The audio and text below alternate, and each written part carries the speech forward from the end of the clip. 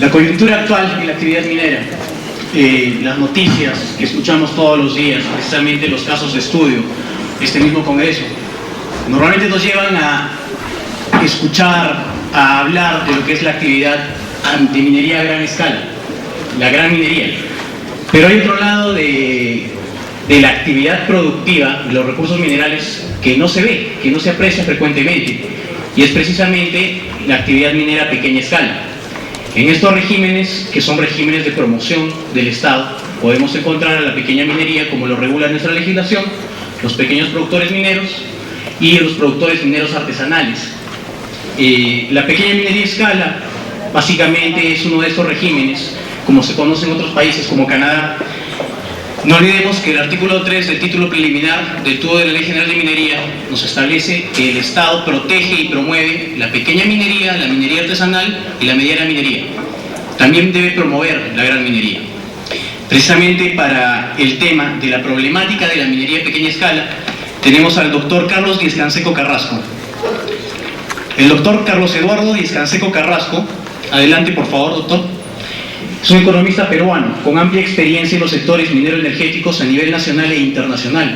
Cuenta con un diplomado de posgrado en la London School of Economics and Political Science, investigador principal del Instituto de Estudios Económicos y Mineros, IEM, es gerente general de la Sociedad Nacional de Minería, Petróleo y Energía.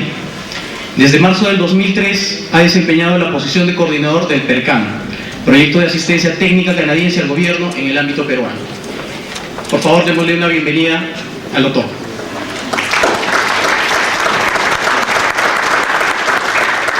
Muy buenas noches con todos.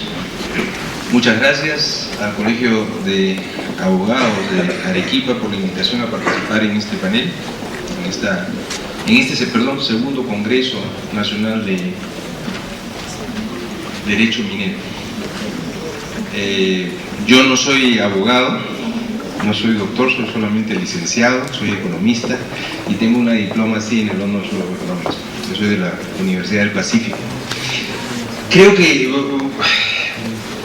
me resulta bien interesante la invitación a hacer algunos planteamientos sobre la minería a pequeña escala en un auditorio fundamentalmente legal.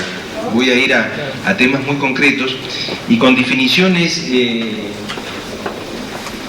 en general legales muy sencillas, creo yo, con respecto a los temas que voy a abordar y que espero que les sean de interés, porque como bien decía el doctor Torreblanca antes de mi presentación, la minería a pequeña escala en general es una minería poco conocida. ¿Por qué?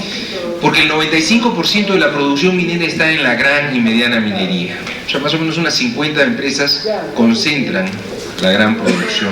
Son los que siempre salen en los titulares y de los que siempre oímos hablar. Sin embargo, de la minería a pequeña escala conocemos poco, porque todos son una cantidad muy chiquita de productores y que acumulados llegan pues al 5%. En algunos casos, sobre todo ahora en el tema del oro, y justamente ahora conversaba con unos suizos que me preguntaban sobre esto, llegan casi al 10% de la producción de oro. Un montón de hormiguitas que se suman y que solamente las vemos cuando generan problemas, que también los tienen graves. Mi involucramiento con el tema de la minería a pequeña escala viene por el trabajo que hemos desarrollado en PERCAM. Cuando la cooperación canadiense se junta con el gobierno peruano y deciden apoyar en el tema minero, en el tema institucional minero, el Ministerio de Energía y Minas pide apoyo en 4 áreas. Una es el tema ambiental, otro es el tema social, el otro es tecnología e información y el otro es regionalización. Este proyecto nace en el 2003, justo cuando se relanza el proceso de regionalización en el Perú y hay una transferencia de funciones hacia los gobiernos regionales. Entonces, aquí es donde me involucro yo con el tema de la minería a pequeña escala y su problemática, porque cuando se hace la transferencia de funciones a los gobiernos regionales, en el subsector de minería lo que se transfiere es la minería a pequeña escala. Un poco como he visto que sucede mucho ahora que han estado exponiendo, sin tener definiciones muy claras ni muy precisas de lo que esto significa, porque en la realidad comenzamos a encontrar particularidades interesantes con respecto a lo que es minería a pequeña escala. Pero pasemos a la presentación, que espero que les sea de interés. Primero, un concepto básico como economista, ¿no?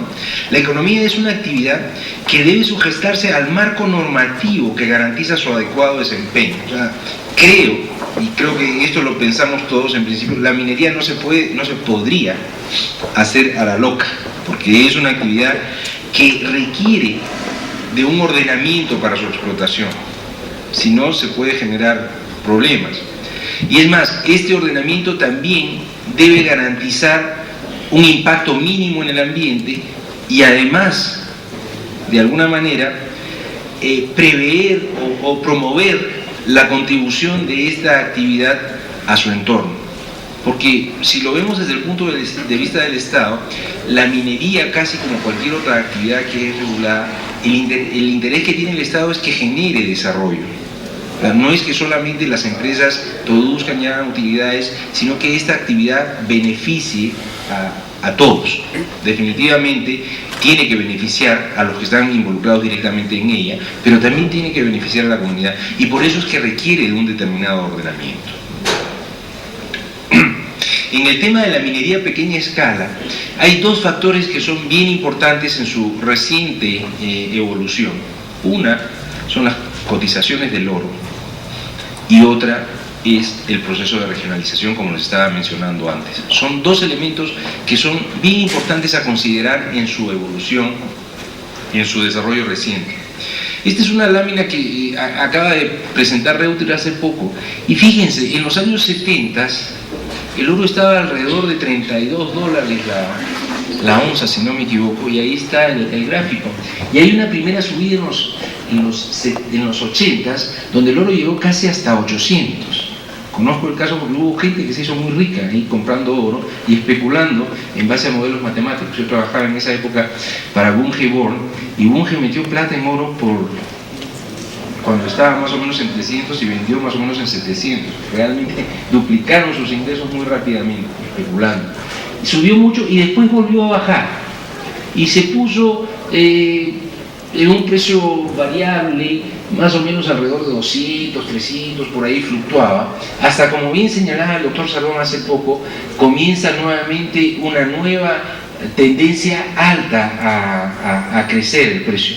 Y esto definitivamente ha generado una expansión sustantiva en la minería en el mundo y en el Perú, y en el caso específico de Perú, en la minería a pequeña escala.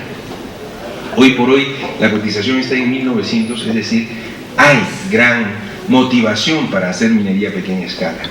Es más, también se ha comentado algo acá, que es la realidad geológica del Perú. Por esas condiciones que nos da Dios, acá se rasca la tierra y sale oro. Entonces, hay gente que por condiciones de pobreza o condiciones de desempleo tiene que buscar alternativas para llevar recursos a sus familias. Y una de las formas es haciendo minería a pequeña escala. Realmente, cuando uno ve cómo trabajan los mineros a pequeña escala, a veces se sorprende, parece que si uno se transportara en el tiempo y estuviera viendo a los picapiedras haciendo minería. Y es la verdad. Y con eso obtienen recursos importantes para mantener a su familia y mantenerlos con estándares bastante aceptables y bastante superiores de lo que lo podrían hacer casi cualquier otra actividad económica en el ámbito rural. Después, si quieren, les puedo dar algunos detalles de esto. El segundo tema es el tema de la regionalización, y en esto yo creo que ustedes son más expertos que yo, porque ya la Constitución habla de qué es lo que lo acaba de decir el doctor Torreblanca, qué es lo que tiene que hacer el Estado, de promover la pequeña minería. Después está la Ley General de Minería, está la 27651 y recientemente el 1040, donde, importante, dice: los gobiernos regionales propiciarían la formalización de la minería. Entonces ahí vemos un espectro grande, y a eso voy a ir un poco más adelante cuando hablemos de qué es la minería a pequeña escala. Normalmente, si a alguno de ustedes le preguntáramos qué es la minería a pequeña escala, casi todos me responderían que es la suma de los ppm más los PMA, como normalmente se les conoce en el argot minero. Los pequeños productores mineros y los mineros, los PMA, que son los productores mineros artesanales, que tienen unas tallas definidas. El ingeniero Guillermo Medina seguramente va a dar con precisión cuáles son las características de esto, pero fundamentalmente es un tema de tallas. O sea, el área, que son 1000 hectáreas en el caso de los artesanales, 2000 hectáreas en el caso de los pequeños productores mineros, y capacidades, 25 en el caso de los artesanales y 350 hasta 500 en el caso de los pequeños. Esos son los límites. Es como cuando dicen, este tipo es chiquito, es que decir que mide menos de 1,50 m y pesa menos de 50 kilos, ese es chiquito. Lo mismo es para la minería. Hay unas tallas que dicen que eso es minería. Unos se llaman pequeños productores mineros, los otros se llaman productores mineros artesanales. Y ser calificados como tales les genera una serie de beneficios en los procedimientos mineros. Pero existen otros mineros que no están registrados ni como ppm ni como PMA, pero que miden menos de 1,50 m y pesan menos de 50 kilos. ¿Qué son esos? ¿Quién los supervisa? ¿Son régimen general o son régimen de pequeña minería y están a cargo de las regiones? No sé, Antonio de repente después nos podría dar una cátedra sobre eso, pero yo creo que definitivamente por algunas razones de peso deberían estar a nivel de los pequeños productores mineros, porque si bien no han buscado la calificación, califican. O sea, de hecho son pequeños mineros. Y acá yo les quería mostrar, este es un cuadro donde ya se muestra a nivel nacional. Porque también cuando se hizo el tema de la regionalización, de alguna manera, lo que dijo el gobierno, yo estaba por ahí y alguna vez lo escuché, o sea, pequeños mineros, pequeños problemas, nos mandamos a las regiones, ellos creo que lo pueden manejar bien. Y la verdad es que mandaron una papa caliente del tamaño de un torpedo. Porque si bien, en términos de volumen de producción, y en términos inclusive de área ocupada, son reducidos, en términos de unidades es una cantidad enorme. Y fíjense acá tenemos la evolución de 2004 a 2009, después voy a poner las cifras más actuales. Entonces, esta por si acaso es información pública y la pueden encontrar en el Ministerio de Energía y Minas. Fíjense, la gran y mediana minería, en términos de titulares mineros, del 2004 al 2009 pasamos de 303 a 471. ¿Qué porcentaje del total de titulares mineros? 6%. Pequeña minería, minería artesanal y otros que son pequeños pero que no han buscado la calificación, suman entre 4.000, 5.000, ahora 7.396. Es decir, de los titulares mineros, el 95% son pequeños. El 5 o 6% son grandes o medianos. Lo cual, como acostumbro decir en universidades cuando voy a hacer estas exposiciones a los estudiantes, hay un buen mercado para ustedes en los pequeños. O sea, creo que es un mercado interesante, de repente no tan rentable por unidad, pero por volumen se puede trabajar muy bien y puede haber mucho trabajo para los abogados con los pequeños productores mineros. Y estos son los porcentajes, y acá los tenemos a nivel agregado nacional. Pero también lo podemos ver a nivel de región por región. Y a nivel de región por región se repiten más o menos los porcentajes con algunas cosas claras. En Madre de Dios, por ejemplo, no hay grandes. Todos son pequeños.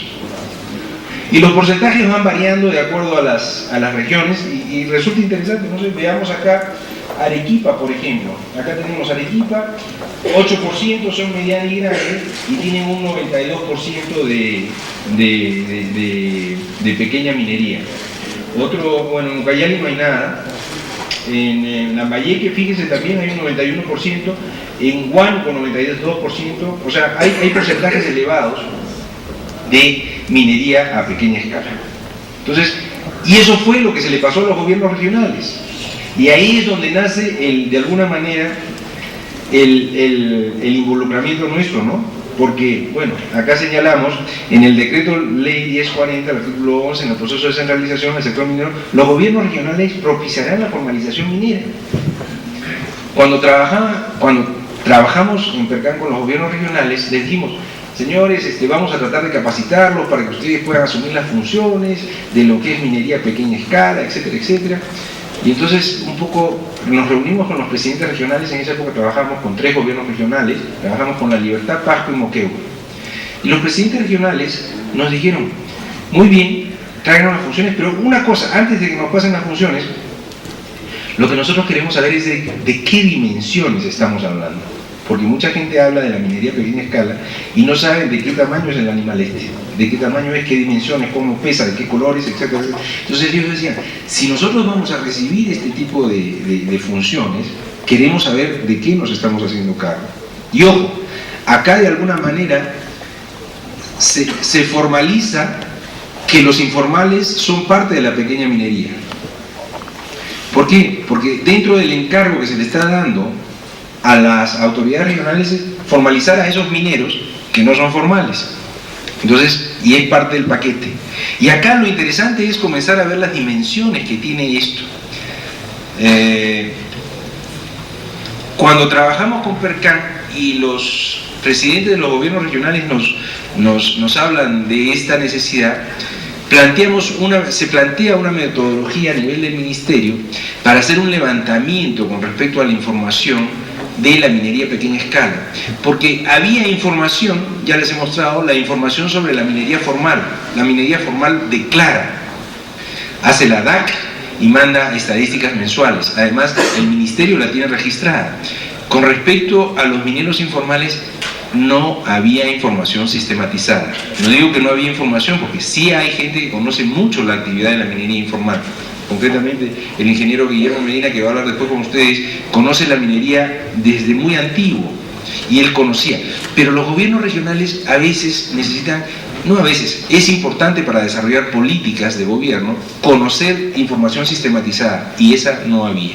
Entonces, se desarrolla una metodología para hacer un levantamiento de información. Concepto importante que incluimos en esto fue las unidades de producción minera informales. Porque normalmente ustedes, cuando han escuchado hablar de minería informal, ¿de qué escuchan hablar? Del número de trabajadores de la minería informal, que sí es una forma rápida de contar. Pero el tema es que los informales se organizan igual que los formales en unidades de operación.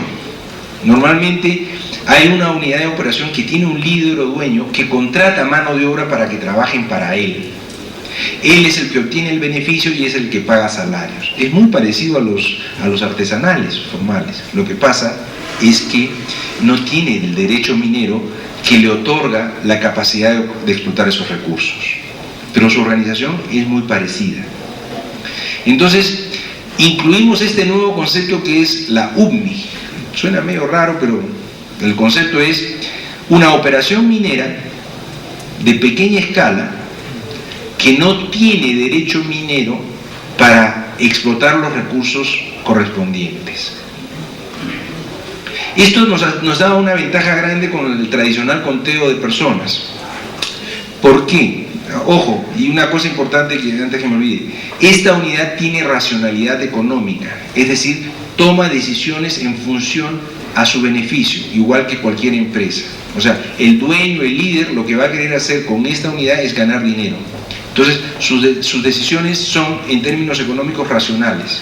Él toma decisiones comerciales, decisiones laborales y decisiones de contratación y venta en base a su beneficio. Él es el que puede decidir si se formaliza o no se formaliza. Los trabajadores normalmente no van a decidir si se formalizan o no se formalizan. Entonces, esto nos da dos ventajas. Uno, que ya tenemos unidades que son comparables con las formales. O sea, cuando queremos hacer la comparación, no vamos a comparar papas con camotes. No, vamos a comparar unidades productivas, ambas. Y dos, en términos de intervención del Estado, este concepto también nos permite reducir el foco de intervención. Porque si nosotros seguimos hablando del número total de trabajadores, supónganse ustedes que sean 60.000 o 100.000 trabajadores involucrados en la minería informal, es diferente de hablar del número de unidades operativas, donde hay líderes que van a tomar decisiones y que normalmente la proporción es de 5 o 6 a 1. Es decir, si fueran 60.000 los trabajadores, normalmente van a ser 10.000 las unidades operativas y van a ser 10.000 pequeños dueños los que van a tomar decisiones, a términos más pequeños. O sea, estamos reduciendo sustantivamente la forma de intervención. En ese mapa que ven ustedes ahí están las regiones con las que hemos trabajado, porque lamentablemente tampoco hemos tenido recursos para trabajar con todas. Hemos trabajado básicamente hasta el año pasado con Piura, La Libertad, Pasco, Moquegua, Puno y Madre de Dios. Fuimos al campo y buscamos a los mineros informales en sus áreas de operación. Hicimos un levantamiento de las características y además georreferenciamos los puntos. O sea, pudimos transportar esta información a mapas, lo que nos ha dado una gran cantidad de información muy útil, como por ejemplo, estimar el nivel de superposición que tienen los artesanos con respecto a los titulares mineros. Ya van a ver los números, se los voy a mostrar, y son realmente elevados. Pero bueno, sigamos adelante. Acá está la definición de la unidad productiva minero artesanal. Lo que les decía, es una unidad de producción minera a pequeña escala. No tiene ningún derecho minero que ampare su actividad. No tiene concesión, ni contrato de explotación, ni nada que se le parezca. Tiene racionalidad económica y toma decisiones productivas, laborales y comerciales en función a su propio beneficio. Y tiene un conductor o líder. Como les decía, ya teníamos cosas comparables. O sea, tenemos por un lado a los titulares de actividad minera en pequeña escala, y tenemos por otro lado estas unidades operativas que son comparables. Entonces acá lo que les muestro es un tema para medir el nivel de informalidad en el sector minero a pequeña escala, en las regiones donde hemos trabajado. Fíjense, en la primera línea decimos cuántos titulares de minería a pequeña escala hay en cada una de las regiones. Fíjense, en Piura hay 258, en La Libertad 373, en Pasco 120, en Madre de Dios 1012, en Puno 1270, en Moquegua 170, en total en estas 6 regiones 3200 titulares que cumplen con la condición de ser de menos de 350 toneladas de capacidad y o menos de 2.000 hectáreas de área de extensión. Pero estos son titulares. De estos titulares, ¿cuántos están formalmente aptos para producir? Esto de alguna manera hemos tenido que usar una argucia para decir, oye, ¿quién está apto para producir? Los que son fiscalizables, es decir, los que han presentado estudios de impacto ambiental y tienen la licencia para operar. Miren cuántos son. Estos son los titulares, y en Piura los fiscalizables son 11. Hay 11 pequeños que son fiscalizables. En La Libertad 104, en Puno, en Pasco 23, 78 en Madre de Dios, 73 en Puno, 43 en Moquegua. En total 332. Prácticamente el 10% de los titulares solamente tienen han avanzado en el procedimiento y están registrados como titulares mineros con capacidad de hacer operación minera. Porque ustedes saben que no solamente es el tema de tener la concesión, o sea, hay que hacer todo un procedimiento, y esto, el 10% lo tiene. Por otro lado, les pongo el universo de las UPMIs, o sea, cuántas unidades de producción minera informal encontramos en las diferentes regiones. Estas son pequeñas operaciones que nosotros las hemos encontrado operando, o sea, no nos han contado que operan. O sea, hemos ido ahí, los hemos saludado y los hemos visto operando. Tienen algunos en Madre de Dios tienen sus balsas, tienen sus tracas, en Puno tienen otros sistemas, y bueno, los hay. Pero miren los números. ¿Cuántos hay en Piura? 1191. En La Libertad, 1142. En Pasco, 309. Madre de Dios, 2291. Puno, 4202 unidades. Y en Moquegua, 171. En total, 9306 unidades de pequeña minería informal. Entonces, si comparamos los números, nos sale que el nivel de informalidad a nivel de la minería a pequeña escala en cada región está acá, y en promedio es un 96%. En los casos críticos es realmente en el caso de Piura, que son 99.1% de la actividad minera a pequeña escala es informal. Ahora, cuando fui a Piura y entramos a trabajar el tema de quiénes son estos fiscalizables, de estos 11 fiscalizables, 9 son no metálicos, 2 son metálicos. Los 2 metálicos tienen la dirección de una compañía que trabaja en el sur medio y que no están tan operativos. Es decir, en Piura el 100% de la producción de oro es informal. En Madre de Dios la cosa es, bueno, 96%, ya no he entrado tanto al detalle porque no he tenido oportunidad, pero los niveles son altísimos. Sobre todo si ya comenzamos a hacer la diferencia entre metálicos y no metálicos. Pero entonces volvamos al principio, ¿no? O sea, la minería es una actividad que debe sujetarse al marco normativo que garantiza su adecuado desempeño, de tal manera que su operación se desarrolle en forma ordenada, minimizando sus impactos negativos.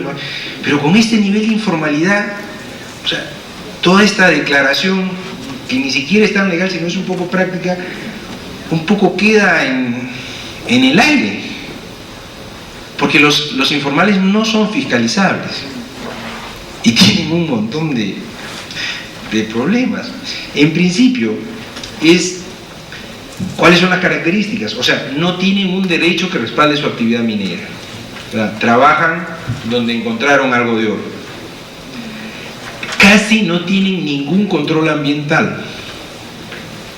Son el caldo de cultivo de conflictos. Pero una cosa que tienen y que es importante considerarla, son una fuente de empleo rural relativamente bien remunerado e importante. Vamos a ver los casos. Fíjense los niveles de superposición que hay. Como les dije, como cuando fuimos a hacer el levantamiento, a la hora de preguntarles cualquier cosa, estábamos con los GPS, entonces nosotros podíamos obtener el punto de ubicación. Cuando eso lo llevamos al mapa y lo comparamos con el catastro minero, inmediatamente sale si el señor está superpuesto o no. Es más, para las personas encargadas de la formalización, esto es una herramienta muy útil porque le dice, oye, ¿quién es el señor que está haciendo actividad minera informal y quién es el titular? Entonces existe la capacidad de convocarlos para hacer un trabajo de promover la formalización. Los números son interesantes acá. Fíjense, a nivel de total de superposición, el acumulado es 81%, o sea, el 81% de los titulares que nosotros, de los informales que vimos, están sobre áreas de terceros. O sea, la formalización en ese caso pasa por lo menos en una negociación entre 2 privados para obtener un contrato de explotación, que es la condición mínima para la formalización. Si lo separamos entre metálica y no metálica, esto es interesante también, fíjense. En metálica es el 89% de superposición y en no metálica el 40%. Es decir, en la actividad minera no metálica existe una gran capacidad, una mayor facilidad de formalizar por lo menos en el 60%, porque están en áreas libres. Ellos podían pedir concesiones mineras rápidamente y comenzar su proceso. Pero parece que pues ahí le falta emoción a alguien para empujarlo, porque es ir a buscarlos y decirle, oiga señor, usted está en área libre, pida su concesión. Pero hay limitaciones que a veces uno no sabe explicar y generan problemas. El otro tema es, también se sabe ya el número de concesiones afectadas, y realmente no es tan alto. O sea, del total de concesiones hay un 20% que es la afectada. Y están los números y se conocen las personas, entonces ahí hay una capacidad de trabajo bien interesante. Pero hay que hacer algo, o sea, y como les decía, hay que trabajar este tema. Nivel de cuidado ambiental. También hicimos preguntas sobre temas ambientales, fíjense. Acá tienen en la primera columna el universo de UMNIS. ¿Cuántas de estas son metálicas? Fíjense, casi el 84% de la minería a pequeña escala está dedicada a la minería metálica. Del universo también, la mayoría beneficia.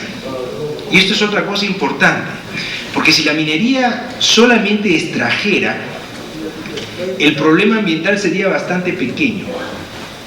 Pero no solamente extraen, sino que extraen y procesan con mercurio y con cianuro. Y entonces ahí es donde está el problema, porque realmente tienen muy poco cuidado ambiental. Entonces fíjense, de las 9.300, el 76% procesa, con mercurio el 60%, y de este total solamente un 15% usa retorta. Pues, ¿conocen lo que es la retorta? Es una pequeña alambique donde meten la amalgama, le meten calor, entonces el mercurio a la hora de evaporarse no se va al ambiente, sino se queda y es recuperado. Si se fijan acá, el nivel es muy bajo en Piura, del uso de retorta en Piura, en La Libertad es bajísimo, en Pascua, pero en Madre de Dios hay un 45.6% de artesanos informales que dicen que usan retorta.